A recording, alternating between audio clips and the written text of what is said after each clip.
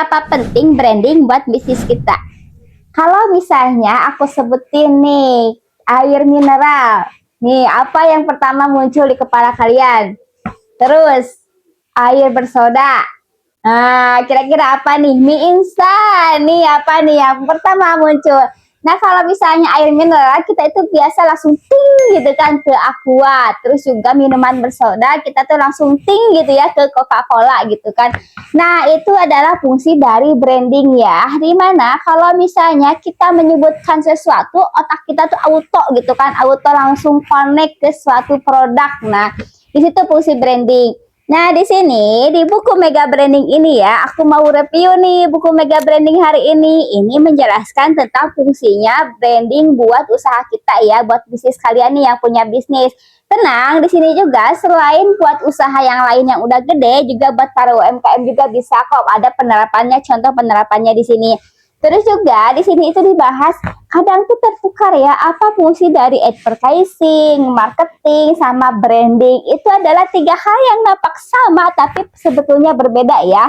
Di halaman 24 dijelasin nih fokus daripada marketing, advertising, dan branding ya. Mereka itu punya tujuan dan fokus yang berbeda-beda gitu kan. Jadi jangan sampai salah pilih gitu kan, nanti malah yang ada boncos. Terus ada satu hal lagi yang harus diperhatikan dalam branding, yaitu menjaga kualitas. Kalau misalnya kualitasnya tidak dijaga, brandingnya berhasil, tapi apa yang nempel di kepala orang? Contohnya nih, kalau misalnya kita punya produk, nah tapi kita tuh belum maksimal dengan produk itu. Produk itu ada cacatnya lah ya gitu kan. Nah, kalau misalnya kita si produknya udah tahu ada cacatnya, tapi kita fokus ke branding, oke, brandingnya mungkin berhasil, orang akan tahu merek kita, orang akan tahu produk kita. Tapi apa yang nempel di kepala mereka? Yang nempel di kepala mereka adalah cacatnya produk kita. Nah, makanya ya sebelum melakukan branding itu harus perbaiki dulu kualitasnya. Terus ada lagi nih contohnya buat orang Bandung nih khususnya ya. Kalau misalnya aku tanya nih, beli seragam yang bagus di Bandung di toko apa? Tahu jawabannya? Ya, kalau misalnya orang Bandung ditanya beli seragam yang bagus itu di mana? Pasti jawabannya adalah Resko ya, di toko Resko, toko seragam Resko. Nah, toko seragam Resko itu sudah melakukan menjaga kualitasnya ya dari tahun-tahun ke belakang itu. Kalau misalnya ada orang yang beli seragam nih di Resko ini, itu seragamnya biasanya awet, terus juga kualitas jahitannya bagus, terusnya lagi adalah si kualitas bahannya juga bagus, jadi orang itu pasti balik lagi ke Resko dan pasti merekomendasikan ke orang lain untuk beli seragam ke Resko. Nah, itulah dia ya fungsi dari branding itu. Kita bisa menjaga kualitas, kemudian orang merasakan kualitas kita, terus juga orang merasakan value yang berbeda dari produk atau jasa kita gitu kan, kalau misalnya kalian di bidang jasa. Nah, terus orang akan merekomendasikan produk kita ke orang lain. Nah, itulah fungsi dari branding ya. Contohnya lagi adalah iPhone ya. Kalian tahu sendiri kan, iPhone harganya itu fantastis gitu kan. Tapi setiap iPhone mengeluarkan produk baru, langsung tuh orang tuh ya pada berebut gitu kan, pada pengen pakai iPhone.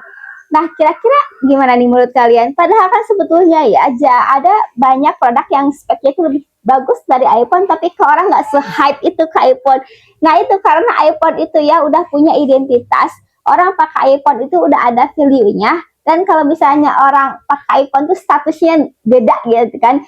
Coba deh kita bandingkan ya, orang kita pakai HP biasa gitu kan sama pakai iPhone. Nah, orang tuh lihat kita tuh pasti HP-nya iPhone nih statusnya apa nih? Nih apa nih gitu kan? Ada value yang menerap dalam diri gitu. Nah, di sini ya, di buku Mega Branding ini dijelasin itu semua ya, hal-hal apa yang harus kita lakukan untuk bisa mengarah ke sana. Para UMKM juga bisa ya untuk menerapkan apa yang dalam buku Mega Branding. Soalnya di buku ini itu ya, dijelaskan selain dari step by step supaya kita bisa mencapai ya branding itu ya, branding yang kuat, dijelaskan juga berbagai contohnya gitu kan, apa yang harus dilakukan supaya kita bisa sekelas, bukan sekelas lah ya, supaya kita bisa meniru brandingnya kayak jam Rolex gitu kan, kayak iPhone atau Coca-Cola dan lain-lainnya. Nah, jadi kalian nih yang sekarang sedang menjalankan bisnis, apalagi sekarang di era digital ya, kalau menurut aku itu branding penting banget gitu kan. Karena kalau misalnya kita terus banting-banting harga, yang ada itu capek dan melelahkan.